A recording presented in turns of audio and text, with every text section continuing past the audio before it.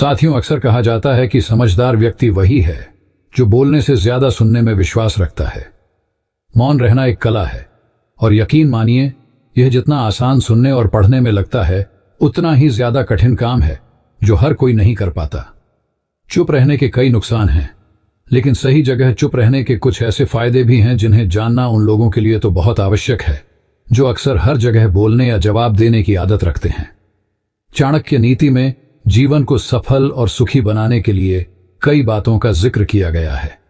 आचार्य चाणक्य ने ऐसे 10 जगहों के बारे में बताया है जहां हमें हमेशा खामोश रहना चाहिए। चाणक्य बताते हैं कि इन स्थानों पर चुप बैठने वाला व्यक्ति जीवन भर सुखी रहता है। साथ ही अगर इन 10 स्थानों पर व्यक्ति अगर गलती से भी अपना हस्तक्षेप कर दिया तो आगे चलकर वह बहुत बड़ी मुसीबत में फंस सकता है। तो चलिए जानते हैं कि वह कौन से 10 जगह हैं जहां हमें हमेशा चुप रहना चाहिए। पहला है जहां लड़ाई झगड़ा चल रहा हो। चाणक्य नीति में आचार्य चाणक्य बताते हैं कि जहां पर लड़ाई झगड़ा हो रहा हो उस जगह पर व्यक्ति को हमेशा खामोश रहना चाहिए। यदि किसी स्थान पर झगड़ा चल रहा है और आपका उससे कोई संबंध नहीं है तो आपको उसके बीच में कोई भी हस्तक्षेप गलती से भी नहीं करना चाहिए। अगर आपने गलती से भी उन लोगों के बीच में हस्तक्षेप कर दिया तो आगे चलकर आपके ऊपर बहुत बड़ी मुसीबत आ सकती है। अच्छा, इसीलिए झगड़े वाले स्थान पर मौन रहना ही है। दूसरा है जहां लोग अपनी तारीफ खुद ही कर रहे हों। आचार्य चाणक्य के अनुसार अगर किसी स्थान पर लोग खुद की तारीफ खुद ही कर रहे होते हैं तो वैसे स्थान पर खामोश रहना चाहिए। साथ ही यदि किसी स्थान पर अगर सभी लोग अपना अहंकार दिखा रहे हैं तो वहां पर आपको बिल्कुल खामोश बैठना चाहिए। चाणक्य बताते हैं कि ऐसी जगह पर बोलने वाले व्यक्ति का अपमान ही होता है। इसके अलावा वे लोग आपको नीचा दिखाने की भी कोशिश करेंगे। इसलिए एक बुद्धिमान व्यक्ति को ऐसे स्थान पर हमेशा चुप ही रहना चाहिए। तीसरा है जब कोई किसी और की बुराई कर रहा हो। जब कोई आदमी आपके सामने किसी तीसरे आदमी की बुराई कर रहा हो तो उस समय आपको बस चुप रहकर सुनना चाहिए और अपनी राय व्यक्त नहीं करना चाहिए, क्योंकि जो आज आपके सामने किसी तीसरे की बुराई कर रहा है वह कल किसी और के सामने आपकी बुराई भी कर सकता है। यदि आपने कुछ कहा तो इसलिए बेहतर यही होगा कि आप ऐसे स्थान पर रुके ही ना जहां किसी की बुराई की जा रही हो। चौथा है जब आपके पास अधूरी जानकारी हो।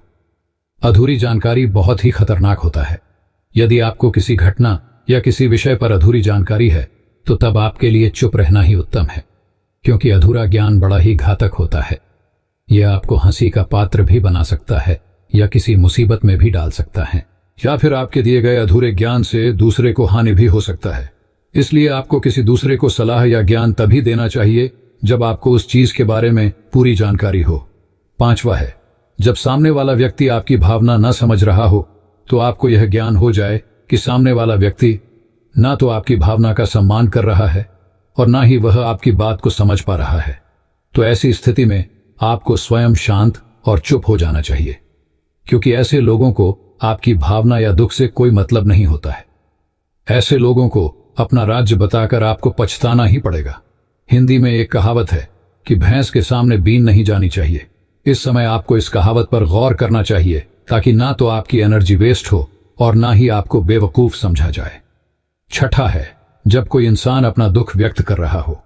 यदि कोई इंसान अपने दुख या परेशानी के बारे में आपको बता रहा है तो इसका मतलब यह कि वह आप पर भरोसा करता है और आपको अपना समझ रहा है। ऐसे में तुरंत ही उसे समाधान बताने के बजाय चुप रहकर उसकी दुख या समस्या को ध्यानपूर्वक अच्छे से सुने। उसके बाद अगर आपने कभी अपनी जिंदगी में वैसी परिस्थिति का सामना किया हो और आपको यह पता हो कि ऐसी परिस्थिति में क्या करना सही होगा, तभी जाकर ही आप उसको उसके परेशानी अनुसार समाधान दें। यदि आपको नहीं पता कि उस समय क्या करना चाहिए तब आपके लिए चुप रहना ही बेहतर होगा। ऐसा इसलिए क्योंकि गलत सलाह देने से उसकी परेशानी और भी बढ़ सकती है, और सबसे जरूरी बात यह है कि आप उसके दुख या समस्या को गुप्त ही रखें, किसी और को न किसी को बताएं। सातवां है जब कोई व्यक्ति आप पर क्रोधित हो या आपसे झगड़ा कर रहा हो। जब आपका कोई करीबी व्यक्ति आपसे झगड़ा कर रहा हो या किसी बात पर आपसे क्रोधित हो तो तब उसके सामने आपका चुप रहना ही समझदारी भरा कदम होगा, क्योंकि जब व्यक्ति गुस्सा कर रहा होता है तब उसका अपने मन पर नियंत्रण नहीं रहता। ऐसी परिस्थिति में उनके क्रोध की अग्नि में अगर आप भी कूद पड़ेंगे या उनसे झगड़ा करने लगेंगे तो जो बात कल सुलझ सकती थी वह और भी ज्यादा बिगड़ती चली जाएगी। उस समय सब सहकर अगर आप चुप रहेंगे तो वह खुद ही मन यह सोचकर पछताने लगेंगे कि उन्होंने आपके साथ गलत किया, और वह शर्मिंदा होकर खुद ही आपके पास चलकर आएंगे और आपसे माफी मांगेंगे। क्रोधी व्यक्ति के साथ बहस करना आग में घी डालने जैसा ही होता है। इससे उसके क्रोध की आग और भड़केगी और आपको ही उसका खामियाजा भुगतना पड़ेगा। 8वां है, जब किसी मुद्दे से आपका कोई संबंध ना हो। अगर आपका किसी मुद्दे से कोई संबंध ना हो तो वहां आपका चुप रहना बनता है, बिना किसी वजह। अगर आप दूसरों के मुद्दों पर बोलेंगे तो यह आपके लिए अनिष्टकारी रहेगा। इसमें केवल और केवल आपका ही नुकसान होगा। आप तब तक चुप रहे जब तक आपको उस मुद्दे को लेकर कुछ पूछा ना जाए। इसके अलावा अगर आपको उस मुद्दे के बारे में कोई स्पष्ट जानकारी नहीं है तो तब भी आप चुप रहे। बेवजह दूसरों के मुद्दों पर दखल देने से आपकी भारी बेइज्जती हो सकती है। 9वां है, जब आप बिना चिल्लाए बात ना कर पाते हो। जब हम बिना शोर शराबे के अपने विचारों को संवेदनशीलता से व्यक्त करते हैं तो सामने वाला व्यक्ति हमारी बातों को सुनता है और हमारी भावनाओं को भी समझता है।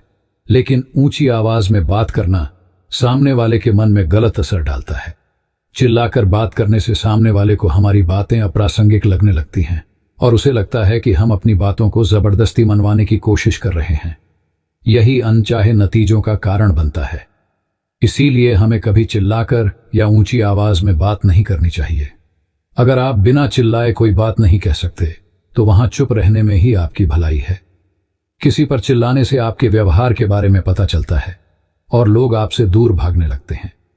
10वां है, किसी के बारे में ना बोले। नीति शास्त्र के अनुसार जो अपने मुंह को बंद रखता है और बुद्धि से काम करता है वही इंसान समझदार होता है। बिना जरूरत के बोलना, बेवजह ही किसी के बारे में बोलना या किसी के बीच में बोलना, यह गलत है। कभी कभी हमारे लिए बुद्धिमानी इसी में होती है कि हम अपना मुंह गलत जगह ना खोले और चुप रहे। मुंह हमेशा सही जगह और सही अवसर देखकर ही खोलना चाहिए। दोस्तों, किसी के बोलने का तरीका उसके व्यक्तित्व के बारे में बहुत कुछ बताता है। आप तेज, धीरे, कम या ज्यादा किस तरह बोल रहे हैं, क्या बोल रहे हैं और कहां बोल रहे हैं, यह आपका करियर और लाइफ दोनों के लिए बहुत मायने रखता है। यह भी सच है कि हमें अपनी बात को सही तरह से रखना आना चाहिए, लेकिन इन 10 हालातों में चुप रहने में ही भलाई है। दोस्तों, कैसी लगी वीडियो कमेंट बॉक्स में जरूर बताना। वीडियो पसंद आए तो लाइक सब्सक्राइब जरूर करें। धन्यवाद। फिर मिलेंगे एक और नई वीडियो के साथ।